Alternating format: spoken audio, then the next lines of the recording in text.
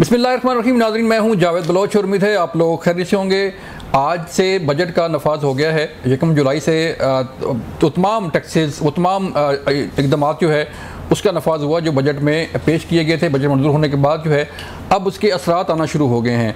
पहला असर ये पड़ा है कि हुकूमत ने पेट्रोलियम मसनूआत की कीमतों में इजाफा कर दिया है और पेट्रोल जो है वो 10 रुपये जो है वो 8 रुपये और डीज़ल जो है वो 10 रुपये उसमें इजाफा हुआ है फ़ी लीटर। इससे महंगाई कंट्रोल होगी या महंगाई ज़्यादा होगी? बसों के किरायों के मतलब जो है वो शिकायत आ रही हैं कि यूँ ही पेट्रोलियम मसनूआत की कीमतों में इजाफा हुआ तो बस मालकान ने, वैगन मालकान ने जो है अपने किराए बढ़ा दिए हैं। इस पे बात करने जा रहे हैं और फिर हम बात करेंगे कि जो 26 अरकान का मामला है पंजाब असम्बली में, उन्हें डी सीट करने के हवाले से तैयारी की जा रही है और स्पीकर कौमी असम्बली, स्पीकर ऑफिस जो है वो मुख्तलिफ कानूनी मशावरत कर रहे हैं कि इन 26 अरकान जिनका तल्लक तहरीक इंसाफ से है और उन्होंने वज़ीर आला मरीम नवाज़ की तकरीर के दौरान जो है वो नाजेबा जो है वो अल्फाज इस्तेमाल किए, नाजेबा नारे लगाए थे। उसके बाद जो है वो ये 26 अरकान को डी सीट करने के हवाले से कार्रवाई का आगाज़ कर दिया गया है। इस पर हम बात करेंगे अपने रिपोर्टर से, वहाँ पंजाब असम्बली कवर करते हैं, उनसे भी बात करेंगे। और फिर हम बात करने जा रहे हैं कि आज एक बड़ा अहम फैसला हुआ है। जुडिशल कमीशन का इजलास था और उसमें 4 हाई कोर्ट्स के जो चीफ साहबान हैं उनकी मंजूरी दे दी गई है। और स्पेशली जो chief Islamabad high court justice अल्फाज डोगर जो हैं उनके नाम की भी मंजूरी दे दी गई है, जिन पर एतराज़ किया जा रहा था उनकी सीनियरिटी के बारे से। तो ये बड़ी अहम आज की डेवलपमेंट्स हैं, बड़ी अहम खबरें हैं। इस पे हमें आज ज्वाइन कर रहे हैं मिर्ज़ा इख्तियार बेग साहब, पीपल पार्टी से तलक है। सैयद मोहम्मद अली बुखारी साहब ने ज्वाइन किया है तहरीक इंसाफ से। शाह जी शुक्रिया आपके वक्त का। और परवेज़ संदेला साहब ने हमें ज्वाइन किया है मुस्लिम नून से। आप सबका शुक्रिया मेहमानों का। बुखारी साहब, मैं आपकी तरफ आता हूँ। एक तो बड़ा अहम केस चल रहा था सुप्रीम कोर्ट में और जुडिशल कमीशन का इजलास था जिसमें 4 हाई कोर्ट्स के जो चीफ साहबान हैं उनके तकर्रुर की मंजूरी दी गई है। कैसे देखते हैं इसको? बिस्मिल्लाहिर्रहमानिर्रहीम, अल्लाहुम्मा सल्ली अला मुहम्मदिन व आले मुहम्मद। बहुत शुक्रिया बलोच साहब। देखिए बलोच साहब, हम तो इस जुडिशल कमीशन ही के ख़िलाफ़ हैं। उसकी वजह यह है कि ये 26वीं अमेंडमेंट की पैदावार है और इसको अगर ग्रास आप नेट पे चले जाते हैं ना, जिसको मैं कहता हूँ गर्दन से अगर पकड़ें ना आप, तो वो 24 के 8 फरवरी के इलेक्शंस आ जाते हैं।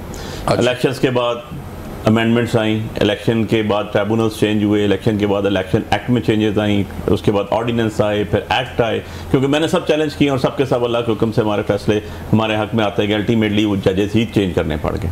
ठीक है। और अब ये जो मुझे एक बात बता दें, हम तो अवामी नुमाइंदे हैं ना, 50-50 हज़ार वोट से लेके इस्लामाबाद से जीत के बाहर बैठे हुए हैं। ये जो जज जो फैसला करेगा या जो चीफ जस्टिस साहब ने इस्लामाबाद हाईकोर्ट का तैनात कर दिया, कैसे बन गया वो पता चला जी, 16 वोटों में से 9 वोटें उनके आई। तो यार जो वोटें लेके आते हैं वो जज नहीं बनते हैं, वो अवामी नुमाइंदे होते हैं। अब बात यह है कि जब अवामी नुमाइंदे जाली तरीके से आएंगे तो उनको तो ऐसे तरीके सूट करते हैं। सो मैं तो इसको कोई मेरे लिए अनहोनी बात नहीं है। ये सारी 26वीं अमेंडमेंट के साथ इंटरलिंक्ड चीज़ें हैं और जब भी ये इंशाल्लाह 26वीं अमेंडमेंट अंडू होगी और कॉन्स्टिट्यूशन अपने ओरिजिनल लेटर एंड स्पिरिट में, ओरिजिनल शेप में, ओरिजिनल सोल में बहाल होगा तो आप देखेंगे कि ये दोबारा चीज़ें सारी की सारी वैसी हो जाएंगी। लेकिन जुडिशल कमीशन जो है उसका आप हिस्सा है, तहरीक इंसाफ उसका हिस्सा है, देखिए भी नहीं है उसका हिस्सा। देखिए हिस्सा तो आप हमें ये भी कहें कि हम 91 सीटें जीत के जो हैं वो असेंबली में भी बैठे हुए हैं, 108 सीटों के साथ प्रोविंशियल असेंबली में भी बैठे हुए हैं। हम जो है केपी की गवर्नमेंट भी रन कर रहे हैं, हम बलूचिस्तान में भी हैं, हम जीबी में भी हैं, हम कश्मीर में भी हैं, हम सिंध में भी हैं, यस हम इस्लामाबाद में भी हैं। हम हैं क्योंकि हम पाकिस्तान की सबसे बड़ी पार्टी हैं। ठीक है। और सोलली इतनी धांधली, इतनी बदमाशी, इतनी जबर के बावजूद हम स्टेबल खड़े हुए हैं और अपनी जगह पे मौजूद हैं। सो इसका कहने का मकसद ये नहीं है कि अगर एक चीज़ गलत हो रही है तो हम उसको जो है छोड़ के बाहर बैठ देंगे, नहीं, हम उसके अंदर रह के उसको दुरुस्त करेंगे। ये हमारा यूनिवर्सल फैसला है और यूनिवर्सल ट्रुथ भी है ये कि आपको चीजें छोड़ के आप क्या कहेंगे जी, हम असेंबली से इस्तीफे दे दें, बाहर बैठ के डंडे खाते रहे, पर्चे कराते रहे ऊपर, ठीक है, करते रहें ये पर्चे, ये डंडे भी मारें, ये पर्चे भी कराएं, ये हमारे खिलाफ जितनी मुहिम जोई कर सकते हैं कर दें, हमारे पीसफुल प्रोटेस्ट में लोगों को लाइव बुलेट्स भी मार दें, क्या करते रहें। लेकिन जो कुछ बोता है ना इंसान बलोच साहब, अल्टीमेटली वही कुछ काटता है। मिर्ज़ा इख्तियार बेग साहब, बुखारी साहब जो है वो एतराज़ कर रहे हैं, बल्कि एतराज़ नहीं कर रहे, मान ही नहीं रहे कि 26वां तरमीम जो है वो सारी इंटरलिंक है उसके साथ। और जुडिशल कमीशन का आज फैसला जो है 4 जजेस साहबान की तैनाती जो है वो जजेस साहबान की, तो उसमें एक तरफ तो मेरा सवाल आपसे वही है कि तहरीक इंसाफ उस जुडिशल कमीशन का हिस्सा है जिसको वो मानते नहीं हैं, 26वें आईनी तरमीम को नहीं मानते, लेकिन जो आईनी बेंचेस हैं उनके सामने पेश भी होते हैं, केस भी लड़ते हैं, लेकिन मानते नहीं हैं सर। यही बड़ी ताजुब की बात है, पार्लियामेंट यानी कौमी असम्बली में ये एहतजाज और प्रोटेस्ट कोई तकरीर नहीं सुनने के लिए तैयार है, लेकिन स्टैंडिंग कमेटीज़ में बजट के लिए 11 मीटिंग हुई हैं, इसका मैं भी मेंबर था, और 11 की 11 में पीटीआई के 4 MNA पूरे MNAs ने भरपूर हिस्सा लिया। उसमें हमने मिल के तजावीज़ रिकमेंड करी तो जो बजट में बाद में मानी भी गई और उसको अप्रिशिएट भी किया गया। ये बड़ा डबल स्टैंडर्ड्स है, ये हर तरह की, बल्कि कमेटियों के लिए लड़ाई झगड़ा है, जिसकी चेयरमैनशिप चाहिए उसकी चेयरमैनशिप चाहिए, लेकिन कौमी असम्बली में जब होते हैं और इजलास चल रहा होता है तो ये थोड़ी सी देर के बाद नारे लगाते हुए स्पीकर साहब के जो चैम्बर है सामने डाइस है स्टेज पे आ जाती हैं और फिर शोर और फिर किताबें फाड़ना और बिल फाड़ना और फेंकना, ये सब है। तो मैं समझता हूँ कि ये फैसला कर लेना चाहिए अब तक कि यहाँ भरपूर जमहूरी अमल में हिस्सा लें जो उनको लेना चाहिए, क्योंकि ये लोगों की मैंडेट लेकर आए हैं और लोगों ने इन्हें मैंडेट दिया है उनके मसाइल को पेश करने के लिए और हल करने के लिए। तो उसमें अगर ये आप अपना रोल नहीं अदा कर रहे और बाकी चीज़ों में आप बड़ा ज़्यादा एक्टिव नज़र आते हैं तो मैं समझता हूँ आप उस मैंडेट की रिस्पेक्ट नहीं कर रहे जिसको लेके आप यहाँ आए हैं या जिसको देके आपको यहाँ भेजा गया है। लेकिन स्टैंडिंग कमेटियों में मैं 3 कमेटियों में मैंने देखा है, फाइनेंस, कॉमर्स, इकोनॉमिक अफेयर भरपूर हिस्सा लेते हैं और उसमें इन्हें हर चीज़ उमर अयूब साहब को टाइम भी चाहिए होता बोलने का, तनकीद करने का, वॉकआउट करने का, फिर दोबारा आ जाने का। और मैं ये समझता हूँ कि इन्हें अपने डबल स्टैंडर्ड जो है वो बदलना होगा। बिल्कुल ठीक है परवेज सिंधिल साहब, वही बात है कि या तो जो इतराज़ होता है तरीके इंसाफ पर कि वो सिस्टम का हिस्सा भी है, उस जुडिशल कमीशन का हिस्सा भी बनती है, लेकिन फैसला जो है वो जब अक्सर की राय से होता है तो मानती भी नहीं है। बुखारी साहब कह रहे हैं कि बिल्कुल हम उस सिस्टम का हिस्सा हैं लेकिन सिस्टम में रह के उसको ठीक करने की कोशिश कर रहे हैं या उसको चैलेंज करेंगे।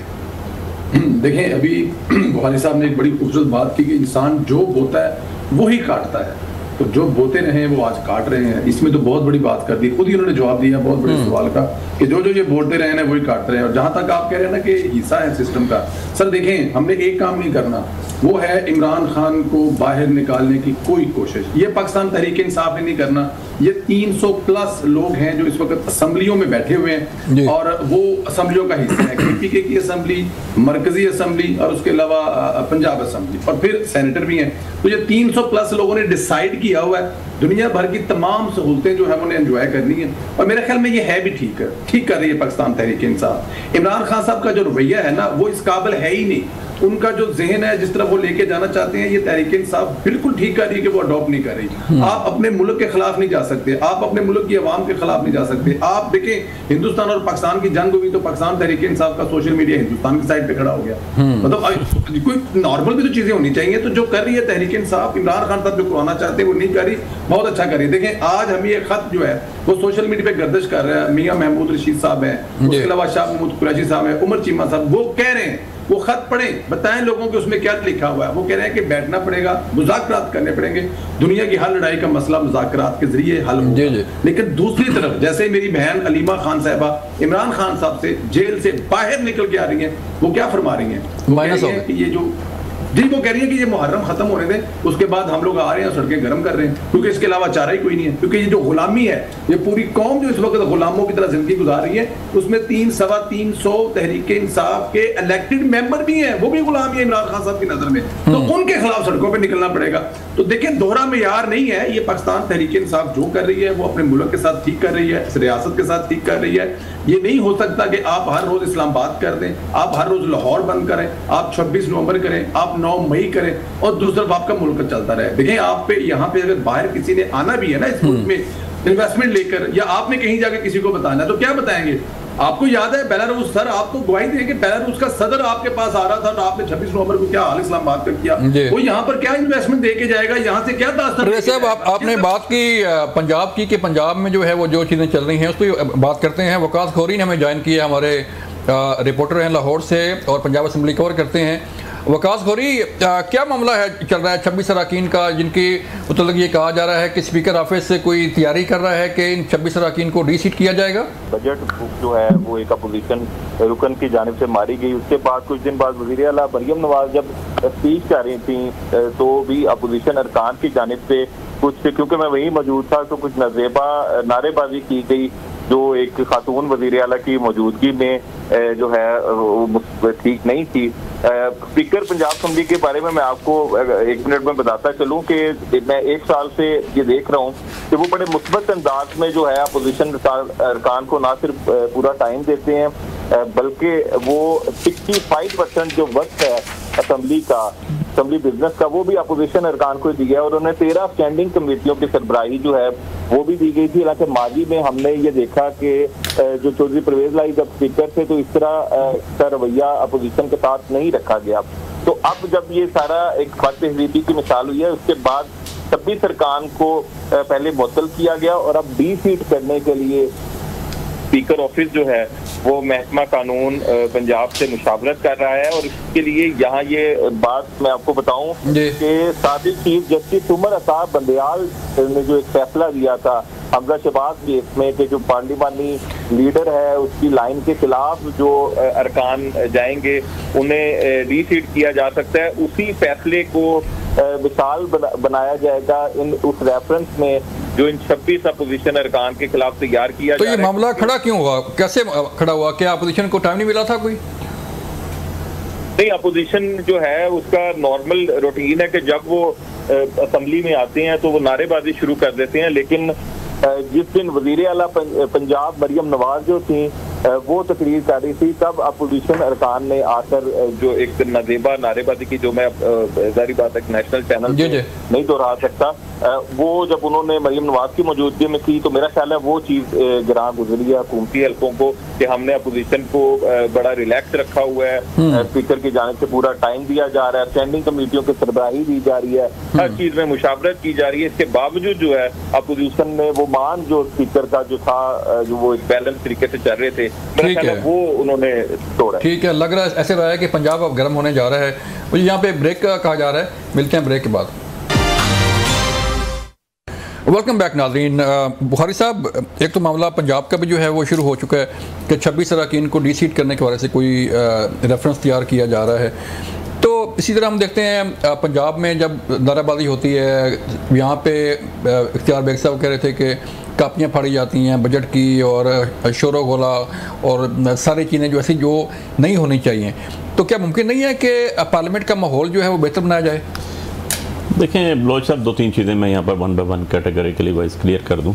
अपने दोनों भाई बैठे हैं उनके सामने भी और अवाम के सामने भी। बात यह है कि पार्लियामेंट के अंदर रह के पार्लियामेंट की सलाह ज़रूरी है। हमने इसके अंदर लेसन सीखा, बेनज़ीर भुट्टो शहीद साहबा कहती होती थी कि अगर हम 1985 का इलेक्शन जो गैर जमाती बुनियादों पर हुआ था, जो non political parties based election था, उसमें हिस्सा ना लेके हमने गलती की, क्योंकि बहुत से नए चेहरे आए सामने और फिर वो चेहरे आगे चलते रहे। मुस्लिम लीग वहाँ से बनी और उसके बाद IGI बनी और चलती आई। तो हमने ये चीज़ सीखी कि जब आप तारीख को पढ़ते हैं तो पता चला कि जी अगर आप इससे बाहर रहेंगे तो इनको और आज़ादी मिल जाएगी और छुट्टी मिल जाएगी। और ये जो तख्त लाहौर की हुकूमत है, गुलाम इब्ने गुलामों की हुकूमत है, कनीज़ दर कनीज़ाओं की हुकूमत है, इनसे आप ये तोक़ो नहीं कर सकते कि ये फेयर फ्री ट्रांसपेरेंट इलेक्शंस की तरफ जाएँ। ये इदारों को मजबूत करने की बात करें, ये ECP को मजबूत करने की बात करें, जिनका काम सिर्फ fair free and fair transparent elections कराना था। ये इलेक्ट्रॉनिक वोटिंग मशीनों की तरफ जाएँ, क्योंकि ये तो धांधली ज़्यादा हुकूमत है, इनको तो ये चीज़ें सूट करती है। नंबर 2, मेरा भाई संदेला साहब ने एक बात कही, देख लें खाली आप जो इंडिया पाकिस्तान की जंग के बाद सबसे पहले आपकी DGI-SPR ने जो अपना प्रेस कॉन्फ्रेंस की, उसके अंदर स्पेसिफिकली सब पार्टीज का शुक्रिया अदा किया, क्योंकि हमारे लीडर इमरान खान ने जेल में रह के कहा था कि भाई पाकिस्तानियों इकट्ठे हो जो इंडिया के खिलाफ, मोदी के खिलाफ। इनके लीडर ने पाकिस्तान रह के, और इनकी मुहतरमा जो वज़ीर आला बनी हुई है उन्होंने पाकिस्तान में रह के स्टेटमेंट कोई नहीं दी, बहुत बाद में दी, और नवाज शरीफ साहब ने दी कोई नहीं, नजर ही नहीं आया, पता नहीं कहाँ गुम थे, कौन सी उनकी दोस्तियां निभा रहे थे अपनी। ऑन द अदर साइड उन्होंने साथ सोशल मीडिया का भी शुक्रिया अदा किया, यूथ का भी शुक्रिया अदा किया। किसका कह रहा हूँ? DGI-SPR का। अब सर तीसरी साइड पे आ जाता हूँ मैं, तो यूथ पूरे मुल्क की है ना, जो आपने बात की जो ये पंजाब असम्बली के हवाले से। देखिए हमारे पास बड़ी ज़बरदस्त प्रेसिडेंट्स हैं। आपको याद होगा कि फारूक लगारी साहब प्रेसिडेंट ऑफ पाकिस्तान थे, तो एक मुस्लिम लीगी खातून ने जाके उनके ऊपर चूड़ियां मारी थी। डी सीट नहीं हुई थी वो, उसको डी सीट नहीं किया गया था। प्रेसिडेंट ऑफ पाकिस्तान था उस टाइम फारूक अहमद खान लगारी, और उनके ऊपर जाके स्टेज के ऊपर जाके नेशनल असेंबली में तकरीर करते हुए फेंकी। ये मैंने उस दिन सुना मलिक साहब के, जो उन्होंने स्पीकर पंजाब असेंबली के हैं, उनको मैं डिसेंट आदमी समझता हूँ, लेकिन उनकी जो स्पीच थी और उनका जो गुस्सा था वो किसी डिक्टेटरशिप का लग रहा था कि जैसे कोई डिक्टेटर बोल रहा है। आपके कोई अगर स्पीच कर रहा है, आपका जैसे तैसे भी है, हारी हुई सीटों से भी आपने वज़ीर आला बना दिया, तो लोगों को हक है कि उसके ऊपर क्वेश्चन करें, लोगों का हक है कि वो जवाब उनसे मांगे, लोगों का हक है कि वो उनके पास खड़े होकर कहेंगे आप ही गलत स्पीच है, आप ये गलत बात कर रही हैं। लेकिन किसी खातून को नाजेबा अल्फाज से पुकारना, लेकिन नाजेबा अल्फाज मुझे नहीं पता कि नाजेबा अल्फाज आए या नहीं है, लेकिन हमने तो नाजेबा अल्फाज का तो नहीं पता, लेकिन हमने ये जरूर सुना है कि नवाज शरीफ और शहबाज शरीफ साहब ने बेनज़ीर भुट्टो साहिबा के खिलाफ, नुसरत भुट्टो साहिबा के खिलाफ नाजेबा तस्वीर, तो फिर आप भी करेंगे ऐसे? बिल्कुल भी नहीं करेंगे जी, हम कंडेम करते हैं इस चीज को, हमने कभी भी ऐसे नहीं किया। लेकिन ये तरीकाकार असेंबली का नहीं है। जो आप कहेंगे 26 बंदों को निकाल देंगे, हाँ। यार आप 26 को निकाल के क्या कर लेंगे? मुझे परवेज संदेला साहब, बुखारी साहब जो है वो कंडेम तो कर रहे हैं, जो पंजाब असेंबली, अभी तो पता ही नहीं हुआ, पंजाब असेंबली में जो तहरीक इंसाफ के अरकान ने वज़ीर आला मरियम नवाज साहिबा के खिलाफ जो है जो अल्फाज इस्तेमाल किए उसको कंडेम तो करें, लेकिन वो कहते हैं कि ये माजी में भी होता रहा है, इनकी हुकूमतों ने किया। यही तो प्रॉब्लम है, यही तो दो नंबरी है। जैसे इख्तियार बेग साहब ने भी कहा था, यही तो दो नंबरी है। एक तरफ तो ये कह रहे होते हैं कि अभी देखिए मरियम नवाज के बारे में जो कहा है, दूसरी तरफ कह रहे हैं कि नवाज शरीफ और शहबाज का नाम ले रहे हैं। तो भाई आप ना करें ना, आप तो ना करें। अब एक खातून वज़ीर आला है, मैं मरियम नवाज को आप साइड पे करें, कोई भी खातून वज़ीर आला है, प्लस आप ये देखें कि इनकी अपनी खवातीन कितनी वहां पर मौजूद होंगी, जो कि MP है वहां पर, मुस्लिम कमेटियों की चेयरमैन है, कितनी खवातीन होंगी। क्या ये ज़ेब देता है जो अल्फाज कहे गए हैं, जो अल्फाज बोले गए हैं? और जो स्पीकर साहब हैं उनका जो गुस्सा है वो मेरे ख्याल में जायज़ है, और ऐसा होना चाहिए। अगर मिर्जा साहब मैं आपको बताता हूँ, मिर्जा इख्तियार बेग साहब जरा आप होल्ड कीजिए, मैं आता हूँ आपके पास जी।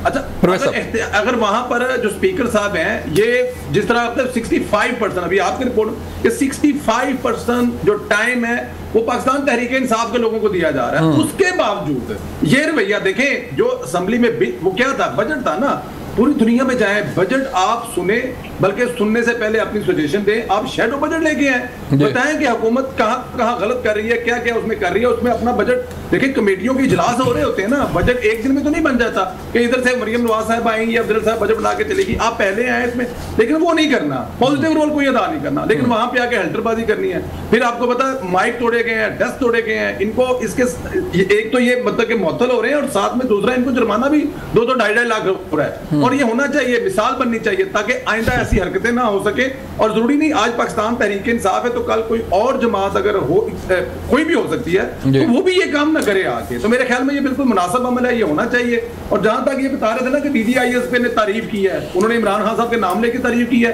उन्होंने क्या उमर अयूब का नाम लेके, जिसने कहा था कि पेट्रोल हमारे पास मिसाइल है कोई नहीं है, सारे के सारे यूक्रेन को भेज दिए। क्या उन्होंने अलीमा खान साहब कड़ी जंग कहती है टोपी ड्रामा है, ये आपस में टोपी ड्रामा कर रहे हैं, इंडिया पाकिस्तान कोई जंग नहीं लड़नी। इसके अलावा बहुत सारी दूसरी और मिसालें दी जा सकती हैं, तो खुदा ये ना करें कि वो जंग आपने लड़ी है। बहुत सारी मिसालें स्टेटमेंट दिखा दें सर, कोई नवाज शरीफ साहब भी कोई स्टेटमेंट बता दें सर जंग के ऊपर। सर वज़ीर आज़म शहबाज शरीफ साहब है, सर नवाज शरीफ को बता दें, शहबाज शरीफ साहब तो उनकी जगह बैठे हैं।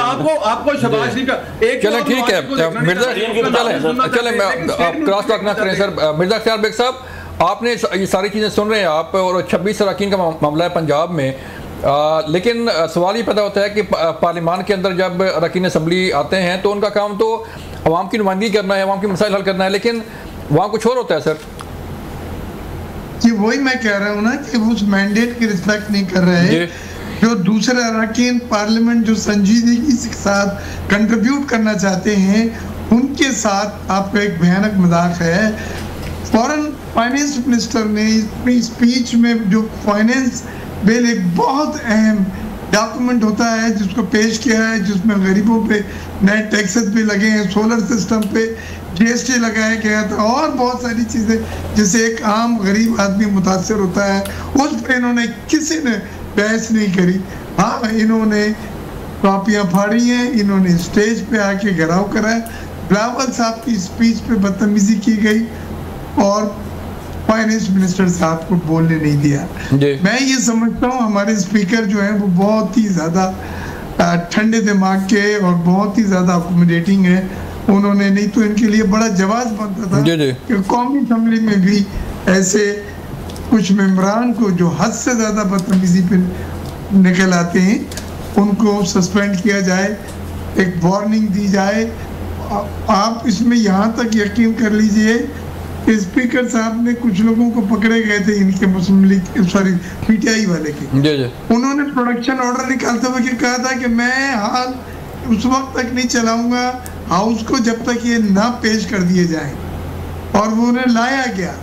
तो एक तरफ तो ये स्पीकर है कि जो हर तरह से अपनी कुव्वत बर्दाश्त दिखाकर उन लोगों को अकोमोडेट भी कर रहा है, उनकी बदतमीजियाँ, उनकी वो हरकतें जो जेब नहीं देती हैं, बेतौकीद भी मैं इसको कहूँगा ऐवान की, वो बर्दाश्त कर रहे हैं। लेकिन ये जो पंजाब में अगर ये हुआ, ये एक मैसेज है, ये वहाँ से ये मैसेज है कि अब बाकी जगहों पे भी, बाकी ऐवानों में भी अगर इस तरह की बदतमीजी और हाउस को नहीं चलने दिया तो एक कानून में जगह है सस्पेंड करने की और उन्हें सस्पेंड किया जा सकता है। फिर वो ये कहेंगे इंतकाम लिया जा रहा है, ये विंडिक्टिव एटीट्यूड है। वो तो देखिए आप कि इनका एटीट्यूड जो है वो इंतहा ख़त्म हो जाती है जहाँ से इनकी बदतमीजी शुरू होती है। तो मैं आपसे रिक्वेस्ट करूँगा, मैंने हमेशा कहा है कि पार्लियामेंट में भाई आपके साथ मिला के इत्यादि 90-100 लोग हैं, आप उनका असर रसूख इस्तेमाल करें, उनकी पावर को इस्तेमाल करें। कोई बिठाए ना जी, कोई आप इत्तेहादी हुकूमत के मिर्जा साहब, आप इत्तेहादी हुकूमत के कोई तरीके इंसाफ को बिठाए ना, टेबल टॉक करें कोई। जी हमने तो बात की है, डॉक्टर साहब से भी बात करी है। जब देखें तो उमर अयूब साहब वॉकआउट कर देते हैं, स्टैंडिंग कमेटी में वॉकआउट कर देते हैं, और बोलने दिया जाए तो 1.5 घंटे और 2 घंटे वो सिर्फ लीडर अपोजिशन के नाम की वजह से वो बोलते हैं और बाकी सब चीज़ रुक जाती है। तो ये रवैये से ऐवान की कार्रवाई मुतासिर हो रही है, ऐवान की बेतौकीरी हो रही है, और ये तौकीर की जो बेहुरमती और बेइज्जती है ये ऐवान को ज़ेब नहीं देखी। कवानीन भी हमें ताकत और पावर देते हैं कि हम इसको रोकने के लिए कुछ इक़दाम उठाएं, और पंजाब ने अगर कुछ इक़दाम उठाए हैं तो ये जहन में रखें कि इसके एक्सटेंशन कौमी असम्बली में भी हो सकती है और होनी चाहिए, कौमी असम्बली में भी हो सकती है। ये हाउस में हम जो आते हैं इसकी बड़ी कीमत है, करोड़ों रुपए एक दिन के अलाउंस और तनख्वाहों की शक्ल में दिए जाते हैं। उस हाउस को आप न चलने दें, किसका नुकसान है? वही ना, मिर्जा साहब ठीक है, ये तो आपने बड़ी एक खबर दे दी, अदनिया दे दिया बुखारी साहब के ये कार्रवाई जो है कौमी असम्बली में भी हो सकती है, लोग सस्पेंड हो सकते हैं। बात यह है कि बेग साहब हमारे बुजुर्ग हैं, भाई हैं। इशू ये है सर, कहते हैं काफिर है तो शमशीर पे करता है भरोसा, मोमिन है तो बेतेग भी लड़ता है सिपाही। भाई हमें इन चीज़ों से मत डराएं, ना हम इनसे डरते हैं, ना हम इनसे भागने वाले हैं, ना हम मैदान छोड़ के जाने वाले हैं। इधर ही हैं, आप लोग भी जोर लगाएं और ना हक जोर लगाएं, हम बर्दाश्त करेंगे और सब्र करेंगे, और इंशाल्लाह हमें पता है कि last day will be hours. क्योंकि आप तो सारे के सारे जो बैठे हुए हैं वो चोरी की सीटों पे बैठे हुए हैं, लोगों की मानतों में खयानत करके बैठे हुए हैं। आपके पास तो सर हुकूमतें तो यजीद की भी चल गई थी सर, 4 साल वो भी रह गया।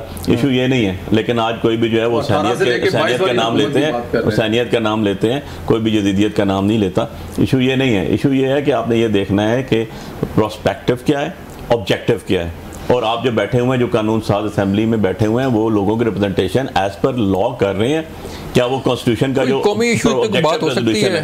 देखिए कौमी असेंबली में भाई कह रहे थे उमर अयूब साहब एक घंटा तकरीर कर रहे हैं, opposition of the leader of the opposition है। भाई लीडर ऑफ द अपोजिशन जो है उसके पास फेडरल मिनिस्टर का स्टेटस होता है, is equal to federal minister, आपका कॉन्स्टिट्यूशन कहता है ना। हाँ। अब आप जब कॉन्स्टिट्यूशन को माने ही ना, कॉन्स्टिट्यूशन के अंदर अमेंडमेंट्स लेकर आ जाएं, 81 अमेंडमेंट्स प्रपोज कर दें और आपका लॉ मिनिस्टर के हमें पता ही नहीं है कहीं से आनी है, तो यार फॉर गॉड से कैसे तो मत करें ना। आप नेशनल असेंबली के रूल्स 2007 वायलेट कर दें, अब नेशनल असेंबली के बाद सेनेट के रूल्स 2011 के वायलेट कर दें, और रात को हफ्ते वाले दिन बगैर सेशन के मेजॉरिटी है सर अब उनके पास।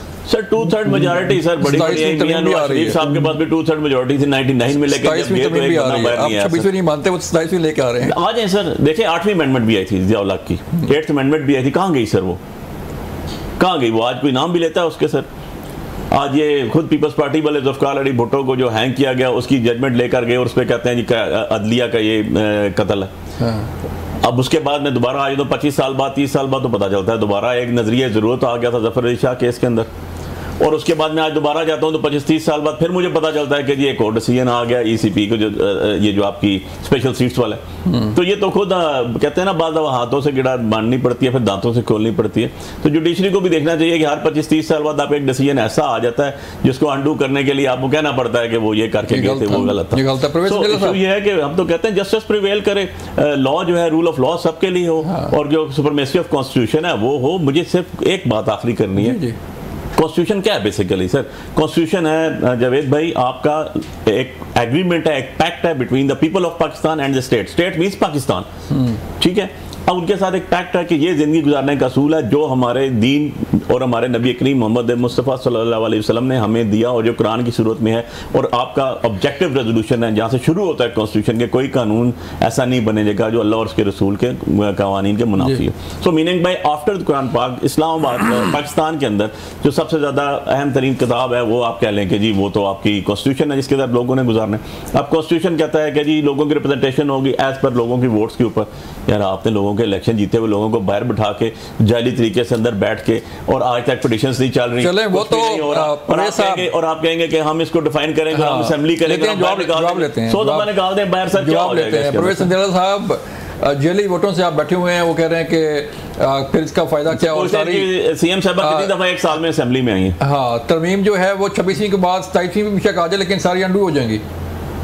सर पहली बात तो यह कि जब उन्होंने कहा ना कि यजीद की हुकूमत भी चल जाती है, तो फिर मुझे 2018 वाली हुकूमत याद आ गई। पता है जब घर से खाने बंद किए जाते थे, एसी बंद किए जाते थे, और बहुत सारी दूसरी चीजें की जाती थी, पूरे खानदान उठा के जेलों में फेंके जाते थे। शायद हुक्मरान जवाब उनके जरा मैं लेता हूँ जी, शहबाज शरीफ साहब जेल में थे, नवाज साहब जेल में थे, मरियम नवाज जेल में थी, हमजा शहबाज जेल में थे। सर मेरी बात तो सुने ना, मुझे करने देना मेरे भाई, या तो आप ले लें बारी। अच्छा उसके बाद शायद मैं आपको बता रहा हूँ कि नाम बता रहे हैं, उसके बाद फिर फरियाल गौहर साहब जेल में थी, उसके बाद आसफ अली जरदारी साहब जेल में थे, उसके बाद एक लंबी चौड़ी लिस्ट है। तो यजीद की हुकूमत वाकई आती है लेकिन वो ज्यादा रहती नहीं है, चली जाती है जिस तरह पाकिस्तान से भी चलेगी। अच्छा अब देखिए बात आपने करनी है पार्लियामेंट के जरिए ये मुल्क चलना है, ये जो शमशीर और तलवारें है ना, इसके जरिए आपने किसी और जगह जाके लड़ना है। यहाँ पे आपने सिर्फ और सिर्फ जो है ना वो करना ये है कि आपने पार्लियामेंट में आना है। जैसे कि मेरे अभी इख्तियार बेग साहब ने कहा ना कि आप लोग वहां पे अपने टीए के लिए मीटिंगों में आते हैं, बड़े अच्छे तरीके से जोश और खरोश में आते हैं, जैसे ही अवाम के सामने आते हैं, जैसे ही पार्लियामेंट आते हैं, जैसे ही कैमरे में सामने आते हैं, तो आप लोगों का रवैया बदल जाता है। जैसे ही आप जाते हैं वापस तो जाकर कह रहे होते हैं कि खुदा के वास्ते इमरान खान से मुलाकात ना करवाएं, अगर मुलाकात करवाएंगे तो वो हमें फिर सड़कों को गर्म करने के लिए कहेगा। और देख आपको क्या चाहिए, इनको चाहिए साकिब निसार, इनको चाहिए जो पिछले सारे गुजरे हैं ना, जो बार बार के मतलब 110 केसों में जमानते हैं, और ऐसे जमानते केसों में जो अभी तक केस बने भी नहीं है इमरान खान पर, उसमें ही वो चाहिए अदलिया। हजूर वो अदलिया भी एनीमोर नहीं है। आप देख लें कि आपको अदलिया अपनी जगह पे काम करी और हुकूमत अपनी जगह पे काम करी। इससे पहले क्या हो रहा था, हुकूमत को काम करने दिया जाता था, वज़ीर आज़म को बुला लें, वज़ीर आला को बुला लें, जिस मर्जी वजीर को बुला लें, जिस मर्जी सेक्रेटरी को बुला लें, मतलब और कुछ करते ही नहीं थे। अभी देखें एक जो जिस आइन के मुताबिक अदालतें चल रही हैं, एक नया आइन हुआ है, उसमें आपने भी वोट किया, बाकी साहब ने भी वोट किया, और बल्कि एक और तरमीम आ रही है, आप बेफिक्र हो जाए, उस तरमीम में जो चीजें रहेंगी इंशाअल्लाह ताला वो भी पूरी होंगी। और वो क्या आ रही है प्रोफेसर साहब? सर अब आ रही है, उसका थोड़ा सा इंतजार करें, सभी इंतजार कर रहे हैं, जल्द एक तरमीम जो है ना वो आ रही है, जो चीजें रह गई थी ना वो भी इंशाल्लाह ताला पूरी होंगी, क्योंकि अब इस मुल्क ने चलना है और इस मुल्क ने ऐसे ही चलना है और यही लोगों ने चलना है, क्योंकि जो नजर आता है ना, समझ आ रही होती है कि अवाम जो है उन्होंने जिनको वोट दिया वो इस वक्त हुकूमत में है, और जब हुकूमत में इस किस्म की तनकीद की जाती है 47। अच्छा भी बताएं कि जब से इमरान खान साहब इन्होंने कोई इलेक्शन माना है स्वाय 2018 को, क्या 2013 में इलेक्शन माना था जब वो पता ढोलकों और घुंघरियों में जाके में बैठ गए थे, माना क्यों इलेक्शन नहीं माना ना 2018 के, अगला भी नहीं मानेंगे, उससे अगला भी नहीं मानेंगे, क्योंकि जब कभी इक्तदार में आएंगे नहीं, और अगर इक्तदार में नहीं आएंगे तो ये इलेक्शन मानेंगे नहीं। तो इस तरह इनकी बातें सुन लिया करें, उससे कोई फर्क नहीं पड़ता। चले सुन रहे हैं, एक रौनक है टीवी की, वो लगी रहती है। चले सुन रहे हैं परवेज साहब, ब्रेक लेते हैं और फिर ब्रेक के बाद बात करेंगे कि अली मीन गंडापुर साहब क्यों नाराज हैं और तहरीक इंसाफ की तहरीक क्यों नहीं चल रही। ब्रेक के बाद वेलकम बैक नाज़रीन। खबरें ये आ रही हैं कि अली मीन गंडापुर साहब काफ़ी नाराज़ हैं अपनी सोशल मीडिया टीम से, और सोशल मीडिया टीम पर काफ़ी भरम है कि लाखों की सैलरी ले रहे हैं, और जो काउंटर नैरेटिव है उनके खिलाफ जो एक स्वात वाक़या के बाद, हादसा के बाद जो कैंपेन चली या उन पर जो इल्ज़ामात लगे उसे सही मानों में काउंटर नहीं किया जा रहा सोशल मीडिया पर। अली बुखारी साहब, एक तो स्वात वाक़या हो जाना चलें हादसा है, लेकिन उसको रोकने के लिए इक़दाम जो है वो होने चाहिए, और रेस्क्यू जो है वो टीमें ऐसी होनी चाहिए कि वो फौरी पहुँचे वहाँ पे, लेकिन कोई नहीं पहुँचा। तो अली मीन गंडापुर साहब कहाँ खड़े हैं, क्यों नाराज़ क्यों हो रहे हैं इतना, कभी किसी से नाराज़ होते हैं कभी किसी के साथ? देखें बलोच साहब, पहली बात तो यह है कि स्वाद हादसा बहुत बड़ा हादसा है जी। इंसानी जानों का ज़या, एक जान भी अगर ज़ाया होती है तो उसका कोई तलाफ़ी नहीं हो सकती। इतनी जाने गई, एक फैमिली की फैमिली चली गई, और उनका कसूर ये था कि वो एक एक करके जो है वो जाते गए। उनका जो कसूर क्या है, कसूर से भी है कि वो टूरिज़्म के लिए गए, और टूरिज़्म दुनिया की किसी भी ये मुल्क में चले जाए सबसे बड़ी इंडस्ट्री होती है। आप भी गए, हम भी बाहर दुनिया के मुल्कों में गए, डीप सीज में भी लेके जाते हैं वो, लेकिन सिक्योरिटीज़ 100% होती हैं, तब भी वो लोग तरक्की करते हैं। उनको बाकायदा लोगों को अकोमोडेट किया जाता है, वहाँ पर हर तरह के मसाइल होते हैं। सो इसके अगर मैं 1 by 1 चलूँ तो देखें, सबसे पहले हमारा एक अदारा जिसको नेशनल डिजास्टर मैनेजमेंट अथॉरिटी का PDM जो पाकिस्तान का PDM जो है वो ना उधर KP के अंदर भी तो है ना। मैं तो पहले कह रहा हूँ जो आपका फेडरल का, जो सूबाई है, नहीं सूबाई तो बाद में आता है ना, पहले फेडरेशन की जिम्मेदारी है। नेशनल डेवलपमेंट जो आपका आता है मैनेजमेंट अथॉरिटी, जिसके पास सबसे ज्यादा बजट है इस टाइम, जिसके पास कल भी वज़ीर आज़म साहब सुबह गए हुए थे। दोनों सूरतों से नुकसान हमारा हुआ, और इसकी रिस्पॉन्सिबिलिटी जरूर होनी चाहिए, और CM ने कहा इसके अंदर मेरी अपनी भी बात हुई, और उसके ऊपर बड़ा सीरियसली एक्शन ले रहे हैं उन्होंने सारे। देखिए मैंने उस दिन एक प्रोग्राम में कहा, और मैं ये बैठे हुए हैं बेग साहब, मिर्ज़ा साहब भी, वो भी इससे इख्तलाफ नहीं करेंगे, और उसके अंदर एंकर्स ने मुझे कहा नहीं हम आपसे इख्तलाफ करते हैं। मैंने कहा यार मेरे पास 4 मुल्क हैं मेरे कॉर्नर में पाकिस्तान के, Afghanistan, China, India and Iran. 2 मुल्क ऐसे हैं, इंडिया और ईरान, जो उसकी प्रोग्रेस हमारी तरह की है। एक ऐसा है जो बहुत ज़्यादा तरक्की याफ्ता है, जिसको चाइना कहते हैं, एक है जो हमसे तरक्की पजीर है, अफगानिस्तान।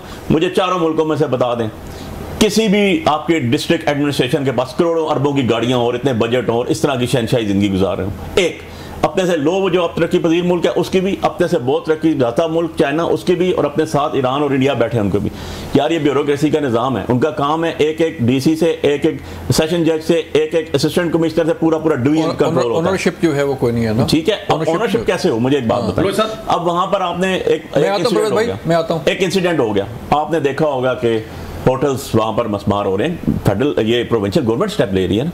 अब होटल मसमार हो रहे हैं, उसके अंदर I am speaking for my self, I am speaking for my self being a Pakistani. 2 minute के लिए पॉलिटिक्स को भी एक साइड पे मैं रख देता हूँ।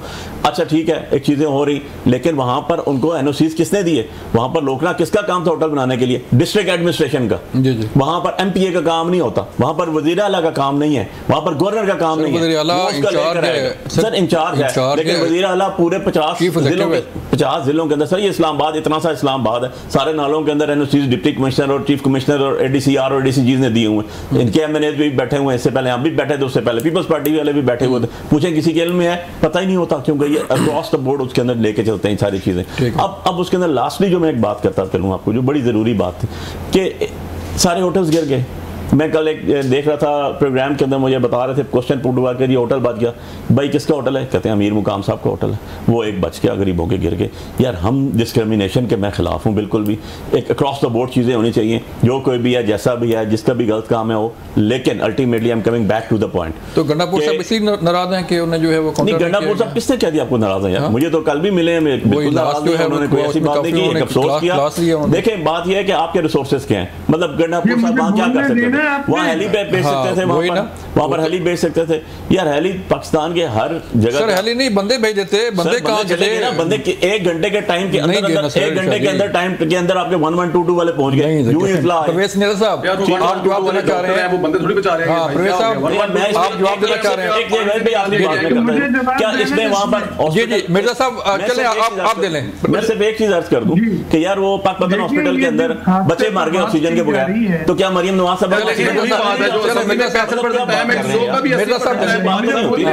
प्रवेश साहब होल्ड कीजिएगा। प्रवेश साहब आप जवाब दे लें पहले। जी मैं कह रहा हूँ जिस हादसे के ऊपर बात हो रही है उसको ख्वाह किसी सियासी जमात से आप हो, आपको डिफेंड करने का कोई जवाब नहीं है, ना इखलाकी ना मॉरली ना लीगली। KPK के चीफ मिनिस्टर साहब जो कैप्टन होते हैं सूबे के, बहुत जिम्मेदारी उनके कंधों पे आके गिरती है। जिस तरह से बच्चे एक एक वालिदैन के सामने गए मुंतजर रहते हुए कि अब कोई आएगा और हमें बचाएगा, और ना वो हेलीकॉप्टर ना दूसरे रेस्क्यू के वो एक पूरे मेजर्स होते हैं वो कोई इस्तेमाल नहीं किया गया। तो इसमें मैं समझता हूँ हमें किसी को डिफेंड नहीं करना चाहिए। एक DC को सस्पेंड करके काम नहीं चलेगा। मैं समझता हूँ इसमें उनको रिजाइन करना चाहिए था सबसे पहले। तो इतनी जाने चली गई और वो जाने आपकी गफलत से, आपकी कोताही से, आपकी नॉन सीरियस अप्रोच की वजह से ये हुई है। इसमें कोई ऐसी जमात से ताल्लुक हो उसको डिफेंड करने के जवाब नहीं बनता। और मैं अमीन गंडापुर साहब से कहता हूँ कि आप इसकी जिम्मेदारी कबूल करें, इज्जत पैदा करें आप अपने में।